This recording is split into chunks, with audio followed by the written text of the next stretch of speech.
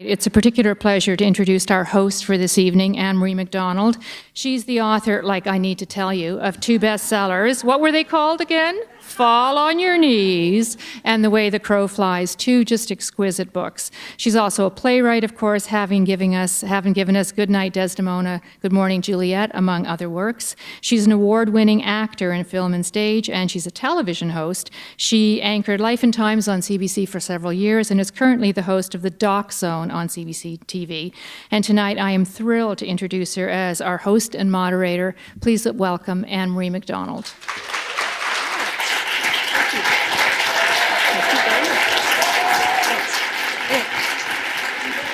Thank you. Thank you. Cell phones. Whoever's got my coat, can they just go in the left-hand pocket? Just take a moment. Thank you. I'm completely thrilled to be here. I'm so nervous. I'm starstruck. I'm just freaked out. I think I'd be trembling if I were in the audience, but I'm shaking like a leaf to be here because I'm on the planet with Eve Ensler, and we all are, and we're all blessed for it, and we're all richer for it. And you know that Eve is a playwright, an author. She's the founder of V-Day, which is the global movement to end violence against women and girls. It has inspired the Billion Women Rising.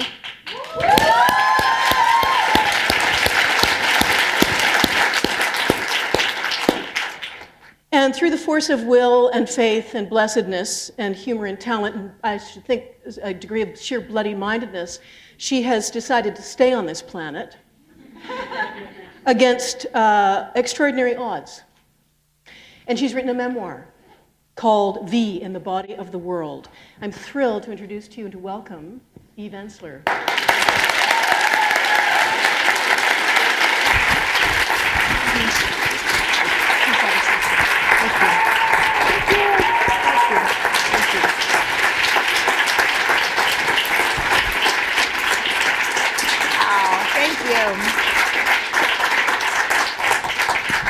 I'm just going to pretend that we're all, that you're not, that no one else is here but you and you and you and Eve. You know what, I thought that it would be a great way to start off. I would love to hear Eve read a little bit, and I wonder if you would read maybe from the introduction, because that's a very good place to start. Yeah.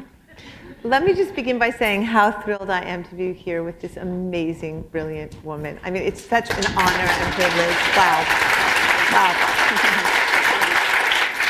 And I just want to say I'm like so moved by the people here. And I want to just say a huge shout out to all the V-Day activists in Canada who have been doing unbelievable work, but also to all the women and men on the front lines of stopping sexual violence and standing up for women's rights. Thank you, thank you, thank you. I'm so honored to be in your presence. And I just want to have a second to honor my friends who are here, who really were a big part of me surviving. One of them is Naomi Klein, who she and Avi actually are mentioned in my book, came and visited me throughout my illness and were just beacons of light and beacons of humor and beacons of political world to keep my mind off the fact that I was disappearing and thought I was dying. And I'm profoundly grateful. And I want to thank Stephen Lewis and Michelle Hansberg. I think Stephen, Stephen for me is a beacon, as he is for all of us. He's a call. He's a call. He's a call. He makes me strong, and he gives me courage, and he has my back.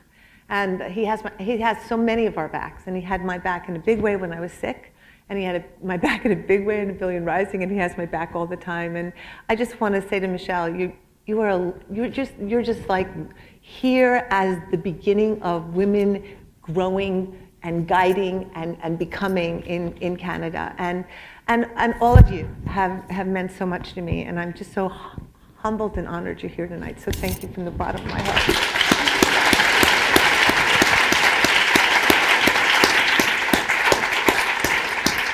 So I thought this, what I kind of am referring to as a cancer conversion was the diagnosis, the treatment in the book. and writing the book, but now I realize the tour is the fourth stage of the conversion. And, and what I mean by that is I hadn't anticipated how vulnerable I was going to be doing this tour.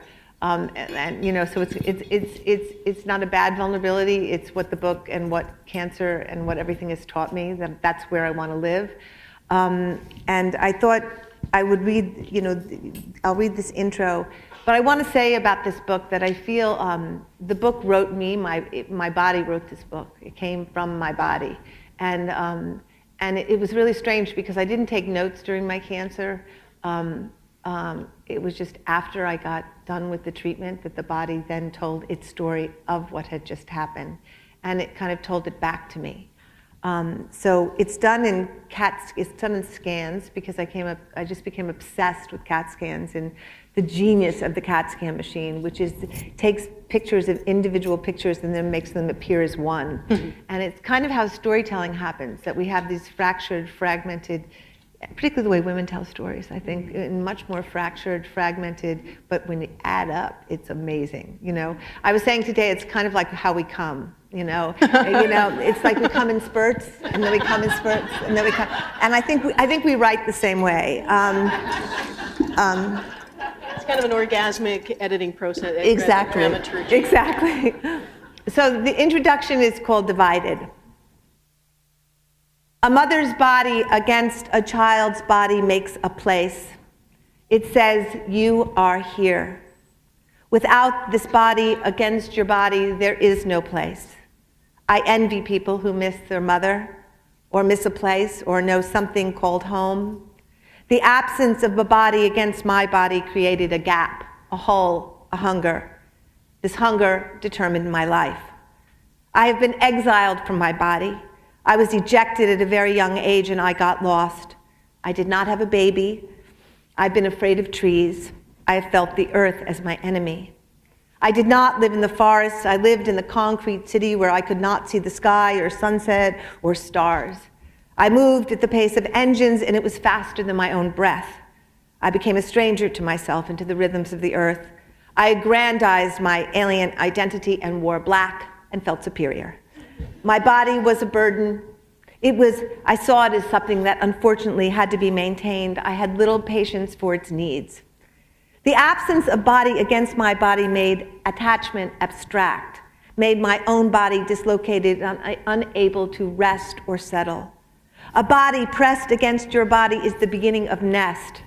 I grew up not in a home, but in a kind of free fall of anger and violence that led to a life of constant movement, of leaving and falling. It is why at one point I just couldn't stop drinking and fucking. Why I needed people to touch me all the time. It had less to do with sex than location. When you press against me or put yourself inside me, when you hold me down or lift me up, when you lie on top of me and I can feel your weight, I am here. I exist. For years, I've been trying to get back to my body, to the earth. I guess you could say it's been a preoccupation. Although I have felt pleasure in both the earth and my body, it has been more as a visitor than an inhabitant. I have tried various forms of getting back, promiscuity, anorexia, performance art.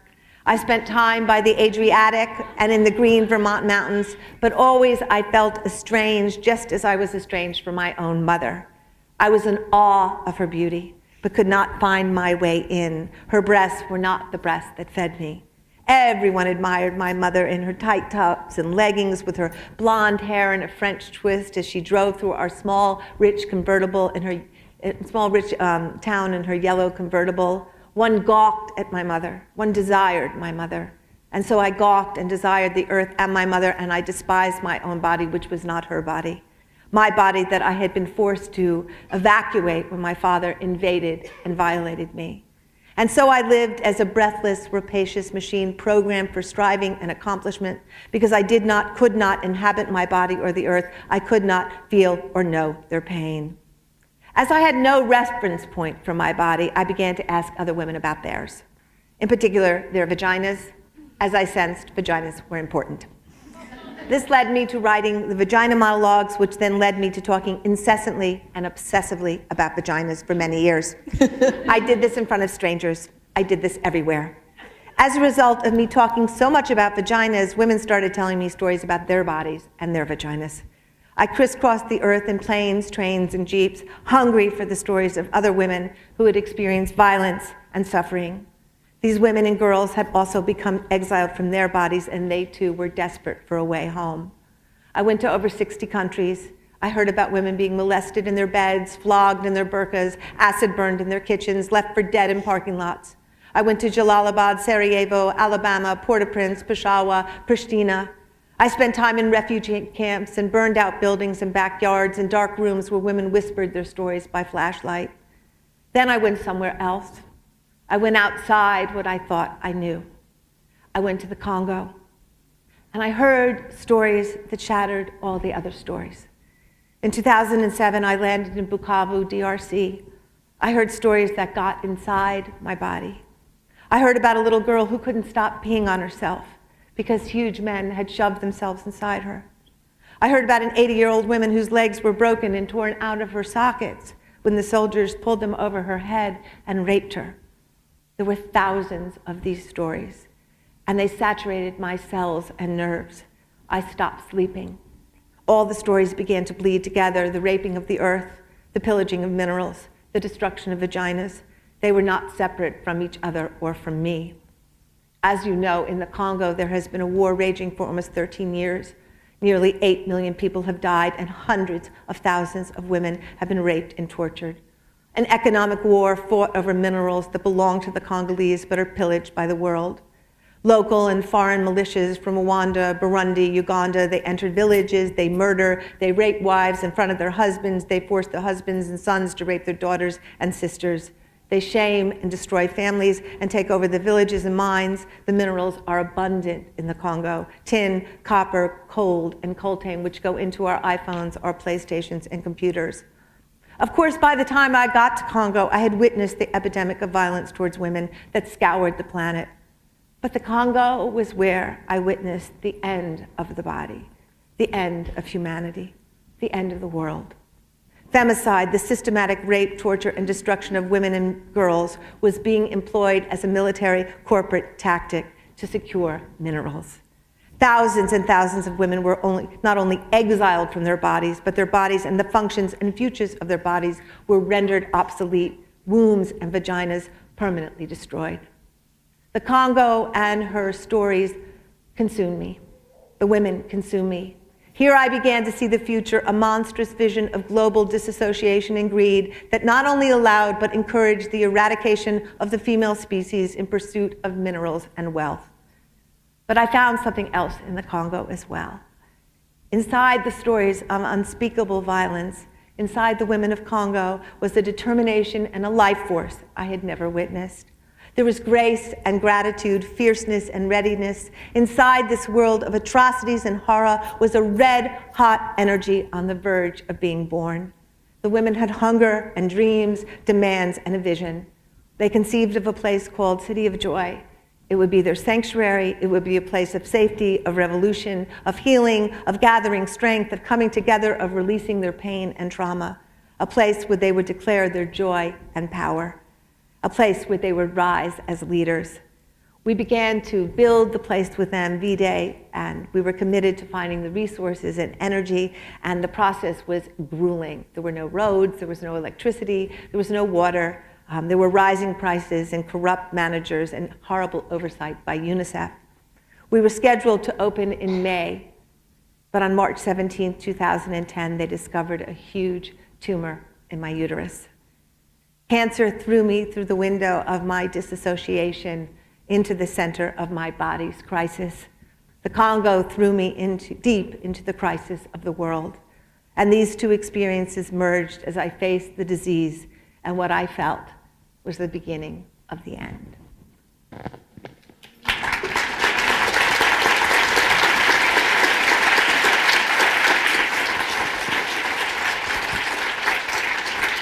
Thank you. So it begins there. You mentioned fragments which become stories, and you said that women have a particular relationship with taking these fragments and creating them into stories. So It strikes me, there's nothing more shattering and fragmenting than a mortal illness. And you've drawn the parallels so beautifully and made the connection so beautifully in your work. How much does the ability to make story have to do with the ability to heal? It's a great question. I think it has everything to do with it. I think one of the reasons, and something that's really struck me as I've been traveling around, particularly America, is everywhere I go, at the end of when I'm doing the readings, women come up to sign the book, but they literally stop and they say, I was raped when I was 5. I didn't discover till I was 22. This is the first time I'm telling. And literally, they have like maybe 60 seconds on the line. So the other night I said in a community, I said, why are you telling me these stories? Why haven't you been telling these stories in your communities and telling these stories to the people you live with? You know? Because those stories and the telling of the stories is what makes us whole. The storytelling is the thing that makes us whole. And I think we've been so trained, particularly those of us who've been abused, to be silent and to hold the shame and to contain the shame of the perpetrator in whatever form that is, whether it's the shame of racism, whether it's the shame of sexism, whether it's the shame of homophobia. We stay isolated inside that story. And I think, for me, I think the reason the third part of the cancer conversion, writing the book, was the real healing, is when the story got whole through the writing. You made all those links. Because of course when we keep those things separate and they don't link up, then they never find their power, right? They don't get a blood supply, they don't become one thing. So what happens when you enter your body, when you're no longer numb, when you arrive in your body, in one's body? What happens? It's awesome. And I can say the first time it happened, it was not under good circumstances, but it was still awesome. I got diagnosed, and it all happened very quickly within 6 days.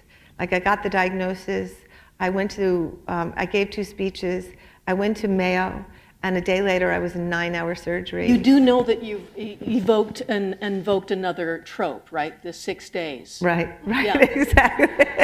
Yeah, it was like that. That you can't help it, right? This narrative, it's like this incredible narrative channel. Amazing. Yeah, well, it was, and then I got to the Mayo, and then the next day I was in 9-hour surgery, and I had no idea when I went into the surgery whether I would wake up, whether it was in my liver, whether it was everywhere, nothing. And I just remember them wheeling me off of this gurney going, whoa, this is big. And what was amazing is when I woke up 9 hours later, I was tubed, I was cathetered, I was ported, I was body. I was just body. I was body in a bed. I didn't know where I was, but I was body. Everything about it was body. And it was the first time in my life I was here. And that was really the beginning of this journey where, through each stage of the arduous intensity of infections and chemo, I progressively got into more of my cells and more of my, but I think what's so incredible about being in one's body is that, and some days I really have an incredible morning of how far we are from our bodies, how dislocated patriarchy and capitalism has done, how it's just ripped us asunder from our central selves. And when you land in yourself and you suddenly, it's like I was very disconnected from nature because I was very disconnected from this. Turns out they're the same story. And I want to honor Philip Shepard, whose wonderful quote I took at the beginning of my book, because when you understand you're in your body, that it's part of the same continuum, that you're hooked up, you understand that there is no separation, that was created by the father, or the idea of the father, that patriarchy actually created that notion of separation. And I think being in your body it's so unbelievably beautiful. And I feel, I don't know. I feel here. It seems that you were already an activist before the cancer, and then you land in your body, and it seems to me that this incredible galvanization happens. That you land in your body, and then when you're ready to rise up again, everything has just come into the sharpest focus imaginable. And something, many things struck me. But the Italian doctor who says you'll have to learn to be patient. You have to learn to, he doesn't use the word self-compassion or love yourself, pity yourself. Right. And that's and I heard it in his Italian accent, and I thought, he's saying you have to learn to love yourself and to have self-compassion. And in reading that and seeing the political links that you've made is astonishing, because what could be more dangerous and radical than if people land in their bodies, love themselves, have self-compassion, and then look around as Nothing you've done. is more radical. Right? No, and that doctor, he appeared in my room one day like a gnome. I don't even know where that guy came from. No, and really, and I should read that section. I should read it because this guy was like, I've got to find it. I think I have it. Anyway, you go on talking, I'll find it. Okay, and this kind of happened all through the process. People would just appear out of nowhere. Okay, great. Okay, yeah, here we go. Okay, this scan is called Patient. You have done many, many things, said this very beautiful, very tiny Italian doctor who appeared one day in my room like a gnome. But you have never been a patient. Now you will learn to be a patient. This will be hard for you. He was cryptic and correct. The last thing I wanted to be was a patient. I didn't like sick people. First of all, they were sick. Sick was not well, not able, not working, not making things better. Sick was surrendering, caving in. Sick was wasting time, not adding up. Sick was alone and stuck as the rest of the well world moved by. For some bizarre reason, I am wearing sunglasses in my hospital bed. I look swollen and horrible, and because of all the drugs, I think a little lipstick, sunglasses, and my pink knit cap make me look better, but really, I look insane. I am wearing sunglasses, hoping the gnome men cannot see my eyes or hear my thoughts, which are spinning out of control at the mere suggestion of being a patient.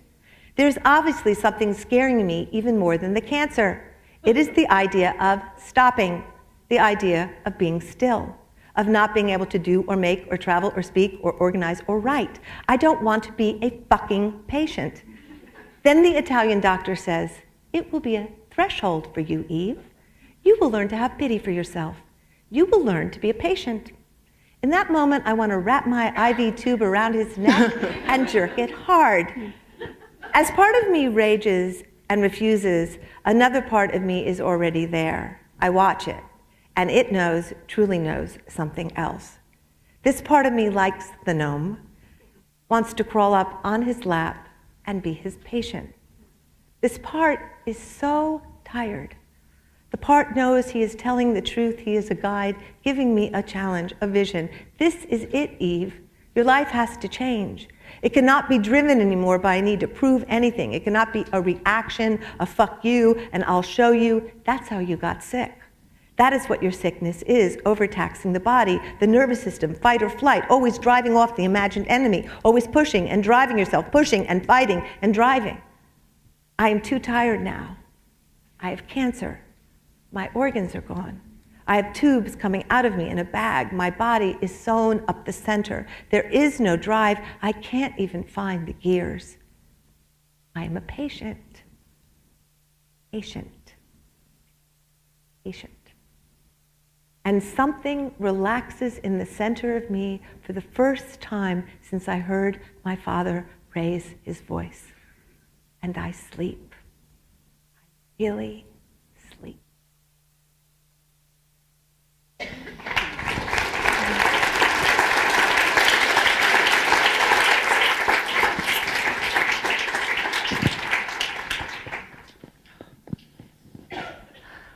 I have a feeling that anybody could come in off the street and say anything, and you have this organizing principle and a power of observation such that you would fit them into the profound narrative of what's most important right now.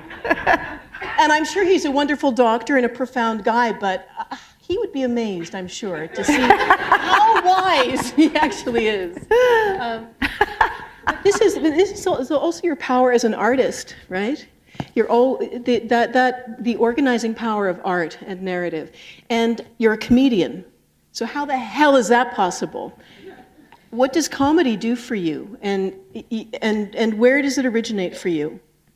Well, I think when you grow up in really difficult circumstances, when things, I don't know, when things are really disastrous, it's either you get funny or you die, you know? And my house was so terrible, and everything was so terrible about it, and so completely insane. I mean, my father was like president of popsicles, okay? Industry, you know? And like popsicles. And he was like the meanest person in the world, you know? And the thing, I mean, it was just so utterly ridiculous that we had a freezer full of popsicles. And everyone in the neighborhood would come to get a popsicle. And, you know, and we were terrorized, you know? We were living... Diabolical juxtaposition is not lost on you at the age of 6. And it just seems so crazy. Oh my God. Here's your popsicle. You know, have your good day, you know? And I think at a very young age, I got, like, this is really funny, bad funny, but funny, you know? And I also think there's that thing, you know, when I was a younger writer, I once had an incredible experience where, as a young writer, I met Joanne Woodward, who happened to be my hero. And I don't know if you remember that movie, Sybil, but Sybil, where she plays the therapist, and she calls Sybil Sweetie all the time. And I completely identified with Sybil, as scary as that sounds. And I just wanted Joanne Woodward to call me Sweetie. It was like my life ambition. And I met Joanne Woodward, and she actually directed my play. So I was with her all the time. And all through rehearsal, I would dream of like crawling up in her lap and having her call me Sweetie, but I never did it. I resisted, you know. But I said I was going to write her a play about nuclear war, about nuclear disarmament, because we were both very active in the anti-nuke movement. And so she said, write me a play. So I write her a play, and I hand her the script, and she goes, and she took weeks to get back to me, and I was terrorized. I was a young writer, and she called me up, and she came, I went to her office, and she said, you know, Eve, you've got really good characters here. It's really good structure, but it's not funny. It's got to be funny. And I said, it's about nuclear war. And she said, make it funny. You're funny. Go home, make it funny. And that was really the beginning of understanding that if you can make something really untenable funny, people can take it in and they can hear it and they can experience rather than be clobbered over the head with it, you know? And the play ended up being really funny, you know, and it went a lot of places, to military sites and military schools and all over the country. And Shirley and I performed it, and by the end it was a comedy, you know. But I learned then that humor is the way, you know, if you can find the. Yeah. So it's not a whole lot of artists become full-on activists and continue being artists, because you're still writing, right? I guess I'm wondering how you thought you could do what you do. Like, what do you mean? Well, I mean, you're one person, and you're an artist, and you're a writer, and you're highly successful, and you are politically motivated and progressive, and that's like a lot of people.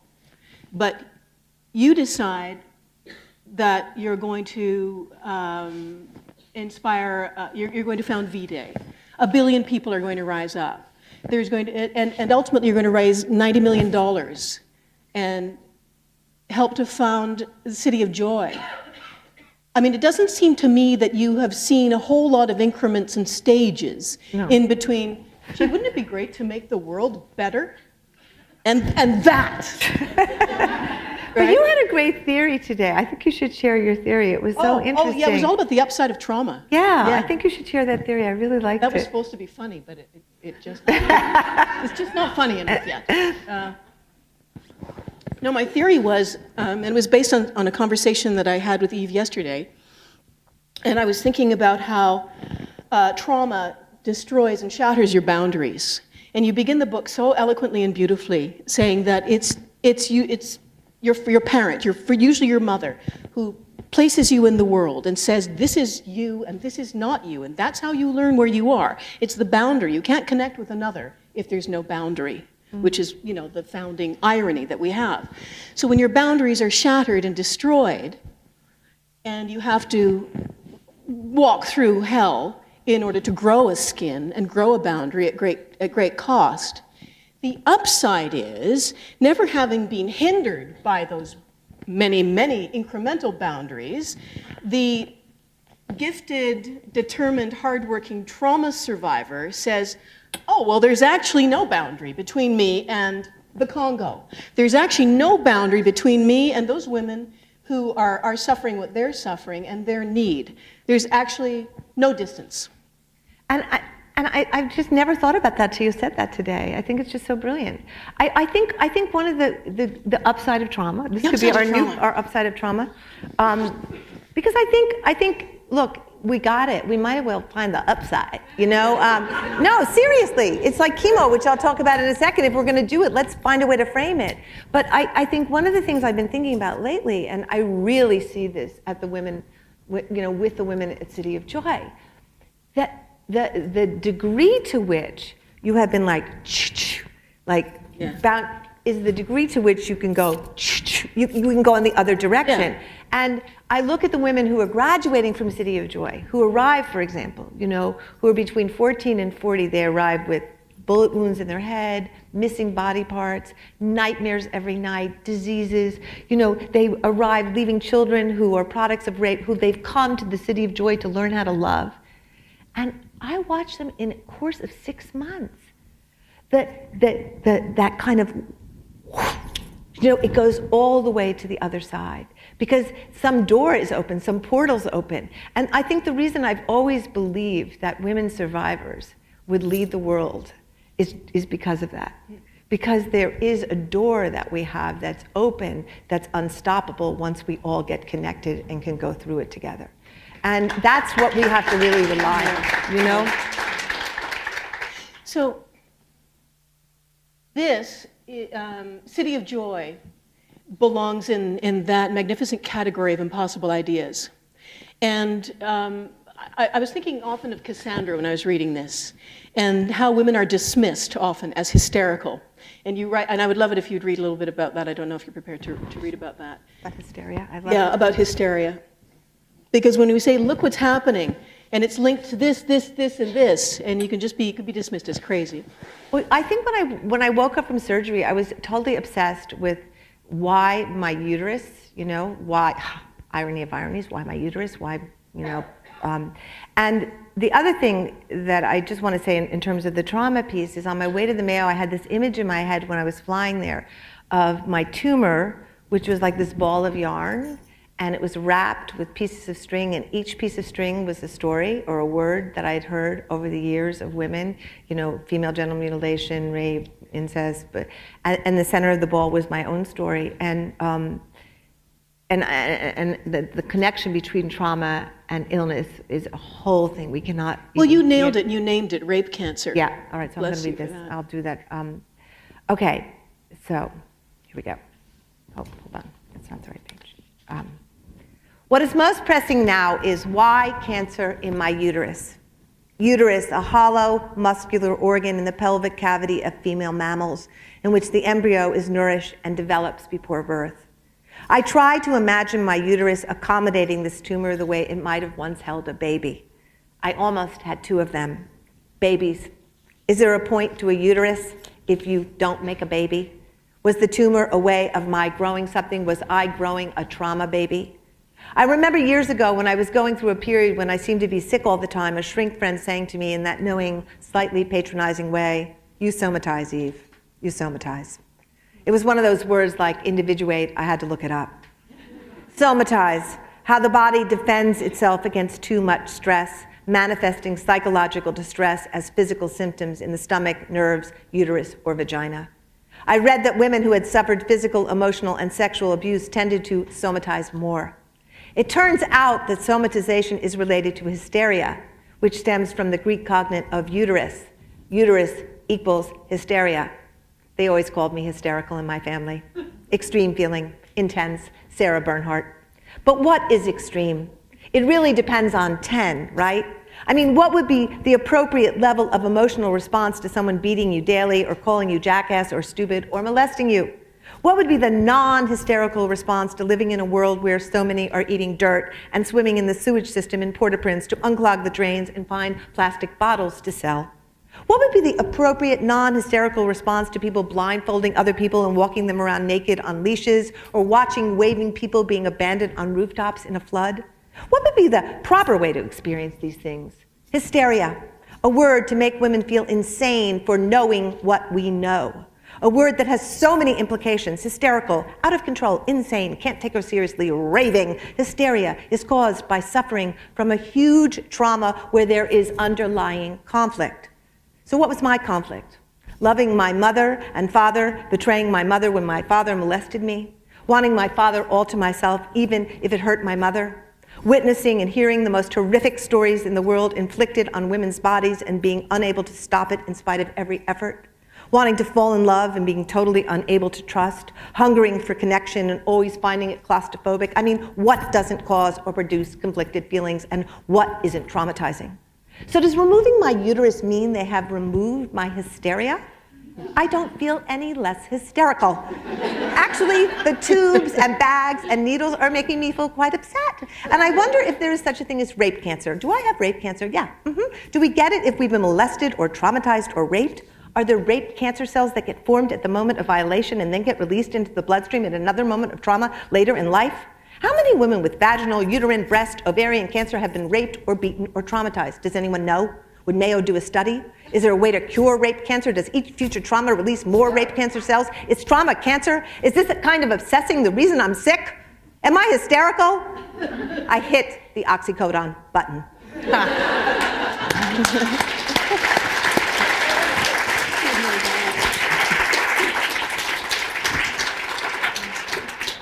While you were on the heels of chemo, you visited your mother in the hospital, and I wanted to ask you, what is forgiveness? Oh dear. It's a very good question. What is forgiveness? You know, I think about it a lot. I think we have a very cheesy idea of forgiveness. I do. I think we think, you know, I think that when one is wounded by someone, you know, wounds are forever. Wounds are forever. They never go away. Wounds are forever. But I think for me what forgiveness is that I don't live at the mercy of those wounds anymore. I don't live at the mercy of them. They aren't determining me now. And it has less to do with the person who inflicted the wounds than my own determination and destiny. You know, those wounds are not what control my life anymore. And so I have gotten out of the path of those wounds as the motor of my life. And you know, what that means in terms of my mother and father is actually kind of irrelevant. You know, I remember when I went to see my mother to tell her that my father had sexually abused me. And it was utterly the most terrifying things I've ever done in my life. And I was hysterical the night before. I just thought, am I crazy? And the person I was with said a great thing to me. He said, you're not here to convince your mother. You're not here to make her agree with you. You're here to tell her what happened to you so you can get whole, right? And in the act of telling my mother, I forgave my mother because I was done, right? It was done. It had nothing to do with her. It was me. It was me. It was my journey with that. And I think when my mother died in the middle of my chemo, and I had a very bizarre and typical episode with her, but I really was at peace when she died because I was able to be with her, to be next to her, to be kind to her, to be loving to her, and to be the person I wanted to be in her presence. And that for me is the closest I'll ever get to forgiveness. That's huge, to be who you are in the presence of a person who has wounded you, and to be kind to them as yourself. That's incredible. It was a beautiful moment. What about faith? What's the role of faith? Because I feel like it runs through your book with such extraordinary force. And is it Dr. Mukwege? Mukwege. Yeah, I'm saying his name incorrectly. Am I saying it? Mukwege. Mukwege. Don't worry. The first time I interviewed him, I practiced for an hour and then butchered it upon opening my mouth. So. And the beautiful story of his own father that he shares with you. And it seems to me that it resonates with something you already know.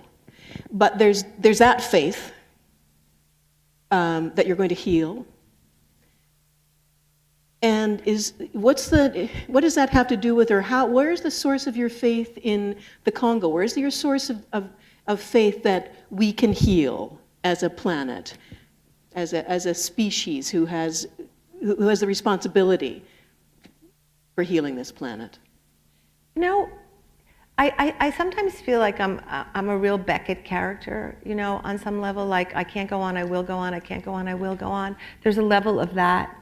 But there's also a part of me that since I was little, I saw the potential of transformation in everyone. Like I just saw where people, the turning point of transformation in people, where they wanted to turn.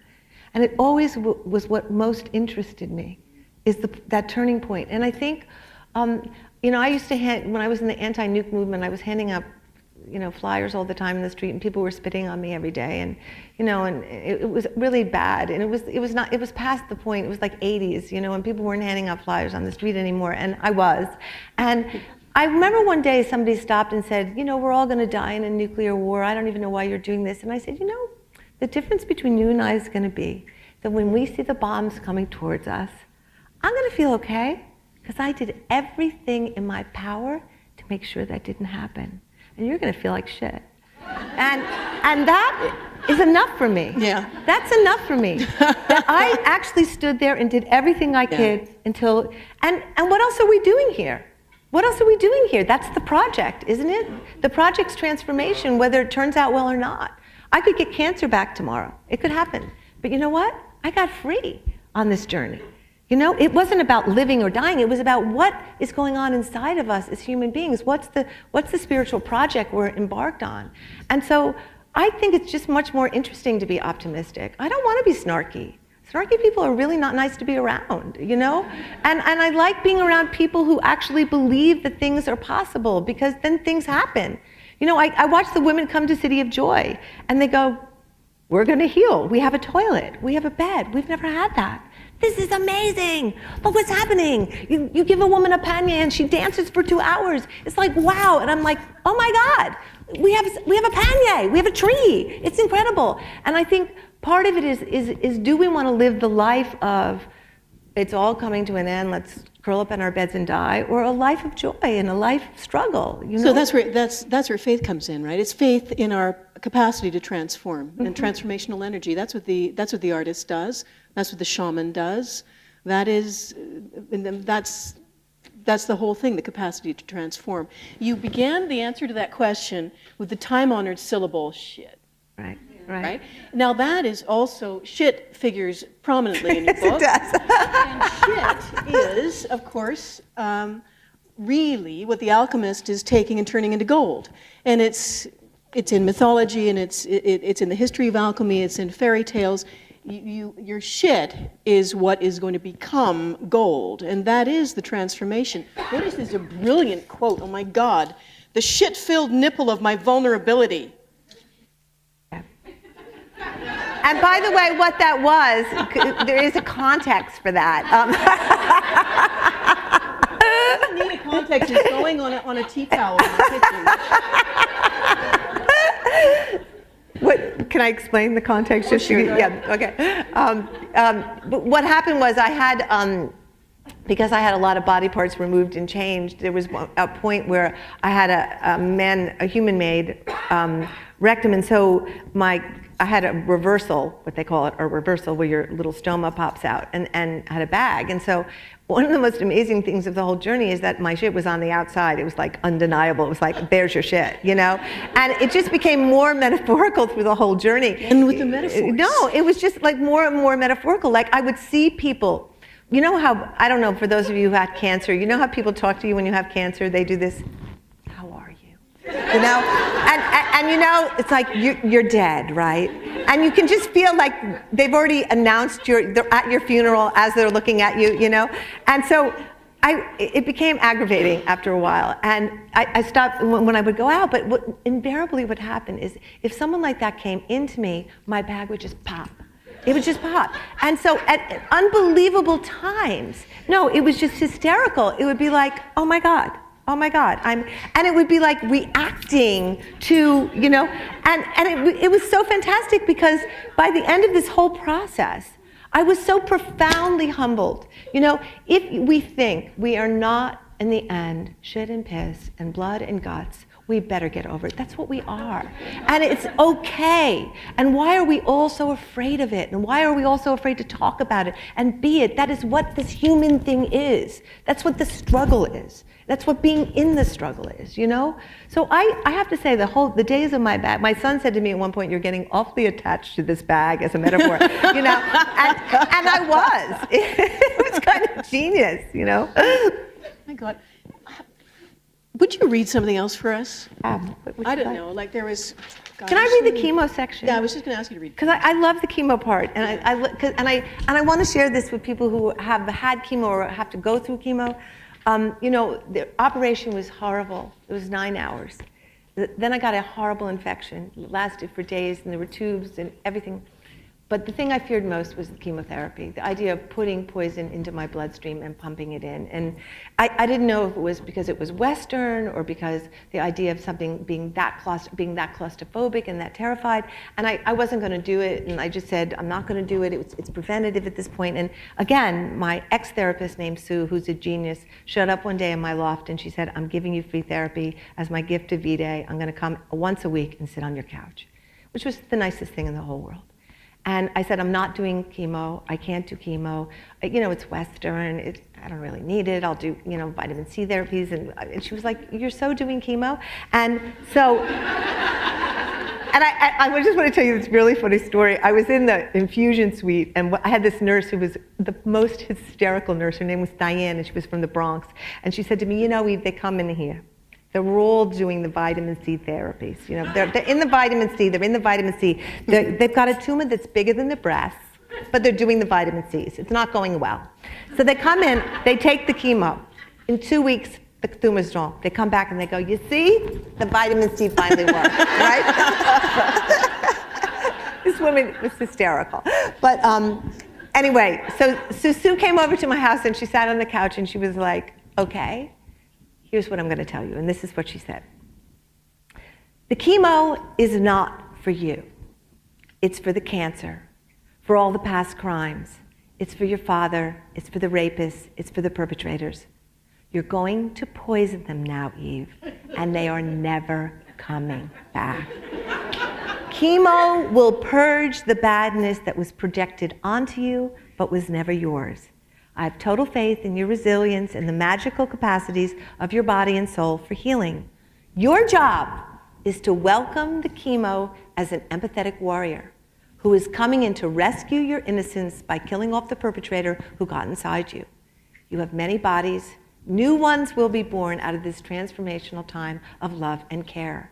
When you feel nauseous or terrible, just imagine how hard the chemo is fighting on your behalf and on behalf of women's bodies, restoring wholeness, innocence, peace.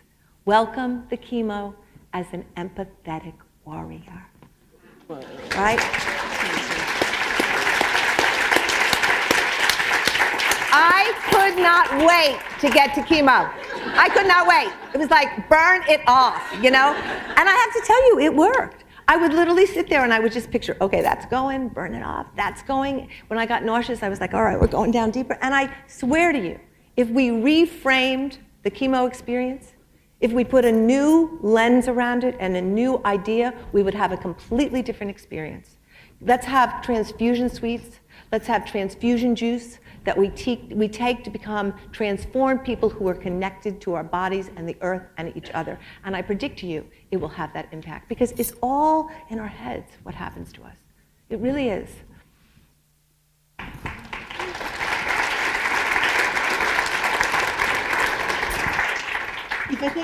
I think a lot of people, I think there are probably a few questions, and there's a mic there.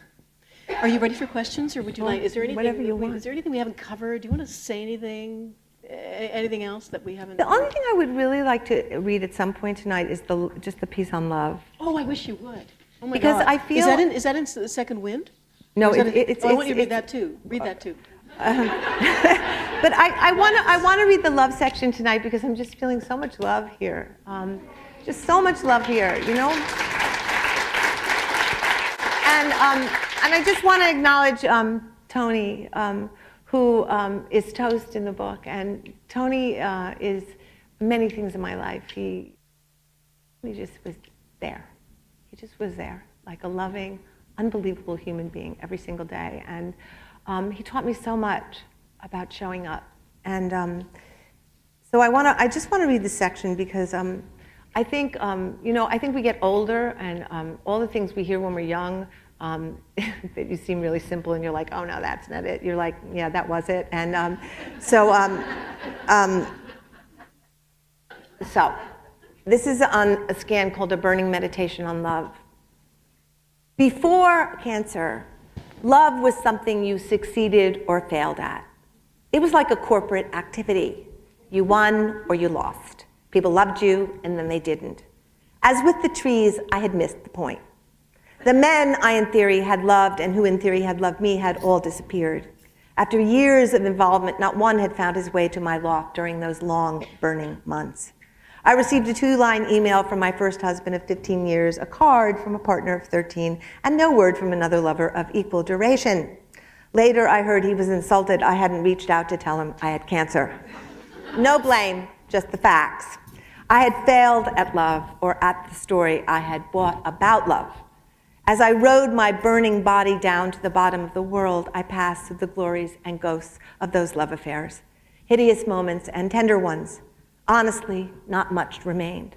No resentments, no longings, and that's what was most painful, to think that at 56, I had come to this. No lover, no mate, and no nurturing memories. Despair burned in me. There were days when the leaves of my romantic failings made a bonfire inside me. The story I had been living about love was now clearly over. The landscape was charred. There was no way forward or back. While this fire raged in me, some other alchemic dance that I could not even recognize was happening around me. It was MC cooking me soft-boiled eggs at 5 a.m. to calm my stomach. It was Amy, who I hardly knew, stopping by unexpectedly to rub my feet. It was Nico coming from Italy for an entire month and turning my loft into a summer ashram. Nico shaving my head with a pink Bic razor.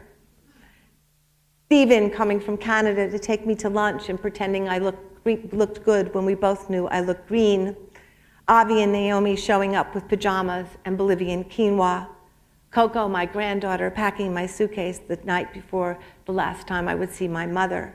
My sister showing up with roast chicken and DVDs and toast with the devotion of Kent and King Lear, who gently kept me engaged in fighting, always there, never wavering, never complaining. This daily, subtle, simple gathering of kindnesses stretched out across the chemo days and months was in fact love. Love. Why hadn't I known this was love? I was always reaching for love, but it turns out love doesn't involve reaching. I was always dreaming of the big love, the ultimate love, the love that would sweep me off my feet or break open the hard shell of my lower self, the love that would bring on my surrender, the love that would inspire me to give everything. As I lay there, it occurred to me that while I had been dreaming of this big love, this ultimate love, I had, without realizing it, been giving and receiving love for most of my life. As with the trees that were right in front of me, I had been unable to value what sustained me, fed me, and gave me pleasure. And as with the trees, I was so busy waiting for and imagining and reaching and dreaming and preparing for this huge, big love that I had totally missed the beauty and perfection of the soft-boiled eggs and the Bolivian quinoa. So much of life, it seems to me, is in the framing and naming of things. I had been so busy creating a future of love that I never identified the life I was living as a life of love. Because up until then, I had never felt entitled enough or free enough or honestly brave enough to embrace my own narrative. Ironically, I had gone ahead and created the life I secretly must have wanted, but it had to be covert and off the record. Chemo burned away the wrapper, and suddenly I was in my version of life. Thus began the ecstasy, the joy, the pure joy of a spiritual pirate who finds the secret treasure.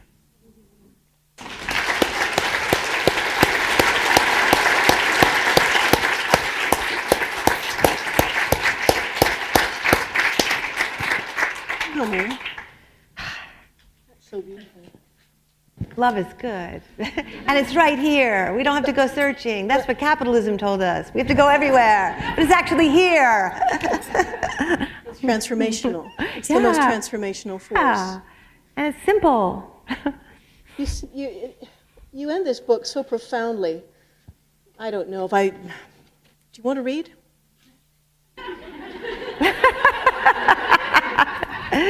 I'll read the ending. What's that? I'll read the little last bit of the ending.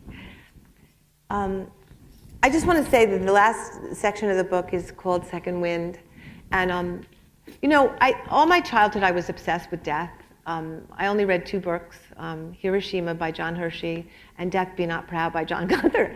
And they were not really happy books. But they were about people dealing with death. I reread Death Be Not Proud last week or 2 weeks ago, and it's really a really, really terribly difficult book. I mean, his brain tumor actually expands out of his head, and he's a child. But I read it over and over because I was just trying to understand what it meant to die. Same with Hiroshima, with people just exploding in the aftermath of the bomb. And one of the amazing things that happen when someone tells you you have stage 3/4 cancer, you kind of die. You kind of die at that moment. You just hit rock level existential reality. And after that, there's an terror, and then there's freedom. There's freedom.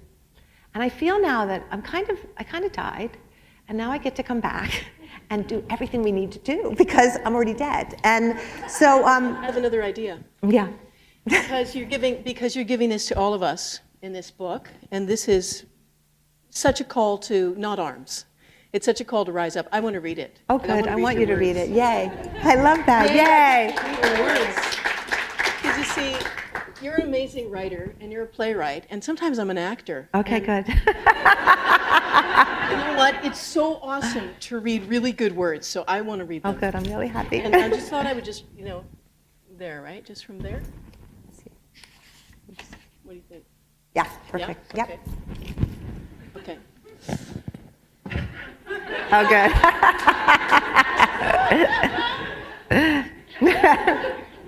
Every vision is necessary now. Every instinct must be awakened. The wind does not turn away. It blows through everything. Do not be afraid. There is no more winning and losing. We have already lost. Even the so-called winners feel that way. That is why they can't stop self-destructing.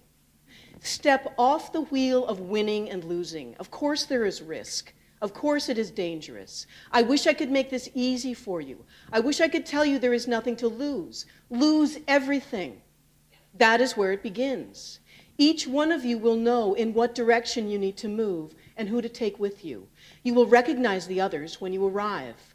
Build the circles. Listen to the voices inside. And when they come and say, this is the one way only some can profit. We need the oil. We need the drilling, the reactors, the tar sands, the fracking, the coltane, the coal. Stay tight in your circle. Dance in the circles. Sing in the circles. Join arms in the circles. Surrender your comfort. We must be willing to go the distance. We must be willing to leave the kingdom and surrender the treasures. We are the people of the second wind. We who have been undermined, reduced, and minimized. We know who we are. Let us be taken. Let us turn our pain to power, our victimhood to fire, our self-hatred to action, our self-obsession to service, to fire, to wind, wind, wind. Be transparent as wind. Be as possible and relentless and dangerous. Be what moves things forward without needing to leave a mark. Be part of this collection of molecules that begins somewhere unknown and can't help but keep rising, rising, rising, rising. Oh, that's beautiful. Thank you for the privilege. Thank you.